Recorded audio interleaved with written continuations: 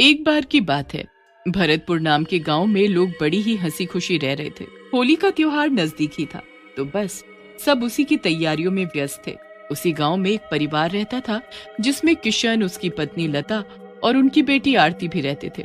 किशन की एक छोटी सी किराने की दुकान थी, पर क्योंकि होली आने वाली थी तो उसने अपनी दुकान के आगे गुलाल, रंग, पिचकारी और सारा होली का सामान रखा हुआ था। किशन की उन दिनों काफी अच्छी दुकानदारी हो रही थी। उन दिनों वो थोड़ा लेट ही घर आता था, पर एक दिन तो उसे आते आते रात के करीब 12 बज गए थे।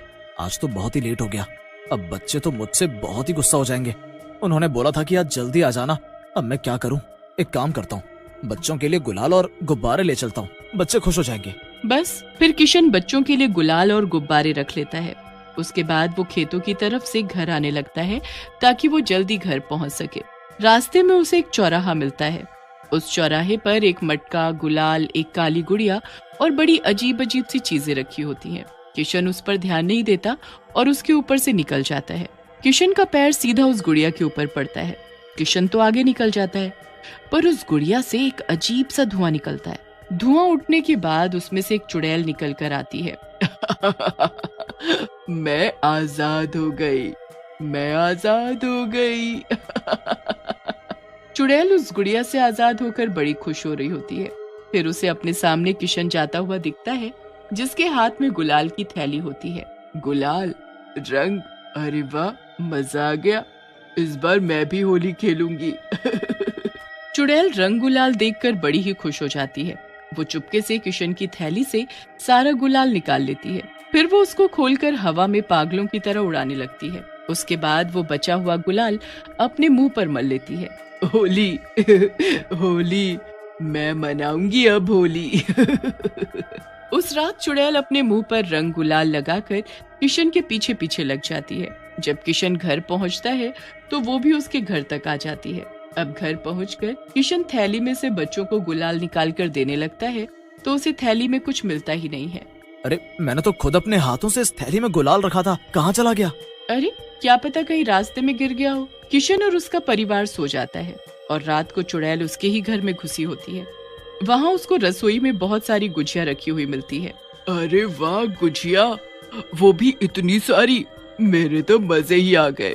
अब तो मैं ये सारी गुजिया खाऊंगी। चुड़ैल फिर एक गुजिया उठाकर खाने लगती है। उसे वो गुजिया इतनी स्वादिष्ट लगती है कि वो गपागप सारी की सारी गुजिया खा जाती है। बहुत ही स्वादिष्ट थी ये तो, मेरा तो पेट भर गया। अब तो मैं किसी पेड़ पर जाकर आराम से सोऊंगी। सुबह जब लता रसोई में आती है तो उसे वहाँ एक भी गुजिया नहीं मिलती। वो तो बड़ी हैरान होती है। अरे, अभी रात को ही तो यहाँ ढेर सारी गुजिया रखी थी, यहाँ तो एक भी गुजिया दिखाई नहीं दे रही। आखिर सारी की सारी गुजिया गई कहाँ? लता गुस्से में बच्चों को आवाज देती है। बच्चों, इधर आओ, सच सच बताओ, ये गुजिया किसने खाई? मैंने तो एक गुजिया भी नहीं खाई मम्मी, सच्ची। सबको बड़ी हैरानी होती है, पर वो कर भी क्या सकते थे। लता अब छत पर जाकर कचरी और पापड़ बनाने लगती है। चुड़ैल भी वहीं छत पर बैठी लता को देख रही होती है। अरे वाह, आज तो मुझे कचरी और पापड़ खाने को मिलेंगे, मजा आएगा। लता पूरे दिन कचरी और पापड़ बनाती है और उसे शाम तक धूप में सुखाने के बाद उनको तल कर डब्बों में भर देती है। बच्चे जब उससे पापड़ मांगते हैं तो वो उनको डांट देती है और एक भी पापड़ नहीं देती। वो डिब्बों को बच्चों से छुपा कर रख देती है, पर चुड़ैल को तो सब पता होता है कि डब्बे कहाँ रखे हैं और वो सबके सोने के बाद फिर से रसोई में आती है और सारे डब्बे निकाल कर बैठ जाती है। इसने कैसे सोच लिया कि ये डिब्बे छुप सकते हैं, वो भी मेरी नजरों से? कभी नहीं, मैं अभी आकर देखती हूँ कि आखिर ये बने कैसे हैं। बस फिर चुड़ैल कचरी और पापड़ खाना शुरू कर देती है। उसे तो वो भी इतने स्वाद लगते हैं कि थोड़ी सी देर में वो उनको भी सफा चट कर देती है और फिर से जाकर पेड़ पर सो जाती है। अब अगले दिन जब लता रसोई में जाती है तो उसे वो डिब्बे खाली रखे हुए मिलते हैं। हे भगवान, ये डिब्बे तो पापड़ और कचरी के हैं, इसमें से पापड़ और कचरी कहाँ गए? आखिर कौन यहाँ आकर सब खा रहा है? लता फिर बच्चों से पूछती है और उन्हें खूब डांटती है, पर बच्चे बार बार यही बोलते हैं कि उन्हें तो पता ही नहीं था कि कचरी और पापड़ रखे कहाँ हैं। लता अब तो बिल्कुल परेशान होकर बैठ जाती है। रात को चुड़ैल रसोई में रखी चीजें खा जाती और पूरा दिन वो किशन के साथ बाहर घूमती या दुकान पर रहकर वहाँ काम करती रहती। कितनी बार लोग किशन को देखते कि किशन अपने मुंह पर रंग लगाकर क्यों बैठा है, पर दरअसल वो चुड़ैल होती है जो उसके शरीर में दिन के वक्त कब्जा करके रखती है। उसे खाने पीने और होली का बड़ा ही शौक होता है। अब एक दिन किशन अपने भैया भाभी के घर होली देने जाता है। अब फिर से चुड़ैल उसके पीछे पीछे लग जाती है और उसके भाई के घर तक भी पहुंच जाती है। किशन जैसे ही वहां पहुंचता है तो उसकी भाभी उसके लिए खूब सारा खाने का सामान टेबल पर रख देती है। उसमें ढेर सारी खाने की चीजें और मिठाई ही मिठाई होती है। पास में गुलाल और रंग भी रखा होता है। चुड़ैल तो ये सब देखकर पागल सी हो जाती है। वो तुरंत किशन के शरीर में प्रवेश करती है और अपने मुंह पर रंग मलने लगती है। अरे तू ये क्या कर रहा है? मुझे होली खेलनी है। सारा रंग अपने मुंह पर लगाने के बाद किशन के अंदर की चुड़ैल खाना शुरू कर देती है। वो एक के बाद एक मिठाई खाना शुरू कर देती है। किशन के भैया भाभी उसे देख एकदम भौचक के रह जाते हैं। अरे भैया, आप आराम से खाओ ना, जल्दी क्या है? अजी, मुझे कुछ गड़बड़ लग रही है। भैया कितनी अजीब आवाज में बोल रहे हैं, पहले जब आए थे तो ठीक थे।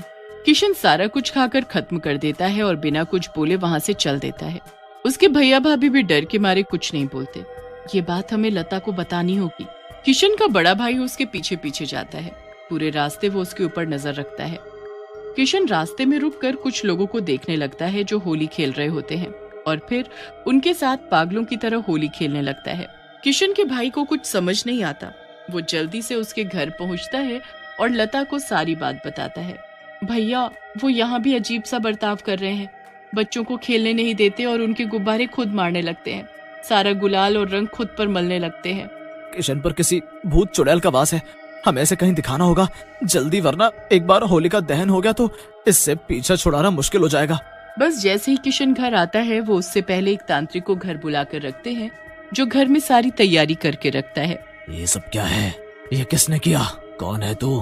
तू बता, तू कौन है और यहाँ इस घर में कैसे पहुंची? आखिर तूने इसके शरीर पर कब्जा क्यों किया? ये सुनकर चुड़ैल किशन के शरीर से बाहर आ जाती है। अब तुझे पता चल ही गया है तो तुझसे क्या छुपना। मुझे तो इस किशन ने आजाद किया, तो अब तो मैं इसी के साथ रहूंगी। इसने तुझे आजाद किया? हाँ, मुझे तो कैद कर दिया उस गुड़िया में और छोड़ दिया था चौराहे पर किशन ने मुझ पर पैर रखा और मैं आजाद हो गई। मैंने कितनी बार बोला था इनको कि चौराहों से देख कर निकला करो, पर ये तो मेरी सुन। कोई नहीं, अब मैं इसका इलाज करूंगा। बताओ तू क्या चाहती है? मुझे तो होली खेलनी है, बस होली खेलकर मैं चली जाऊंगी। होली खेलनी है? तुझे होली से इतना प्यार क्यों है? मुझे होली बड़ी पसंद थी, पर मैं बहुत गरीब थी। कभी न होली पर पकवान देखे और न रंग गुलाल। ऐसे ही गरीबी में बड़े हो गए और फिर एक होली पर बहुत बीमार होने की वजह से मेरी मौत हो गई। मैं फिर एक लड़की के शरीर में रहने लगी और उन्होंने भी एक गुड़िया में बंद करके चौराहे पर छोड़ दिया। फिर जब किशन ने उस गुड़िया पर पैर रखा तो मैं आजाद हो गई। पर तू ये ठीक नहीं कर रही। तू अब चली जा इसे छोड़कर। ये तेरा घर नहीं है और ये तेरा शरीर नहीं है। नहीं, मैं कहीं नहीं जाऊंगी, यही रहूंगी, होली मनाऊंगी। तेरी होली खेलने की इच्छा को मैं पूरी करवाऊंगा, पर तू वादा कर कि उसके बाद तू यहाँ से चली जाएगी हमेशा के लिए। ठीक है, पर मुझे इस बार नहीं बल्कि हर बार होली खेलनी है। तू मुझे कैद नहीं करेगा, बस हर साल मैं आऊंगी, होली खेलूंगी इन लोगों के साथ। अगर तुम हमें कोई नुकसान पहुंचाए बिना हमारे साथ होली खेलोगी और बस खा पी कर चली जाओगी तो हमें कोई दिक्कत नहीं, पर तुम कभी किसी के साथ बुरा नहीं करोगी? नहीं करूंगी, बस मुझे होली खेलनी है, पकवान खाने हैं। चुड़ैल की बात को लता मान जाती है और अगले दिन होली पर सब खूब होली खेलते हैं। चुड़ैल की वो पहली होली होती है।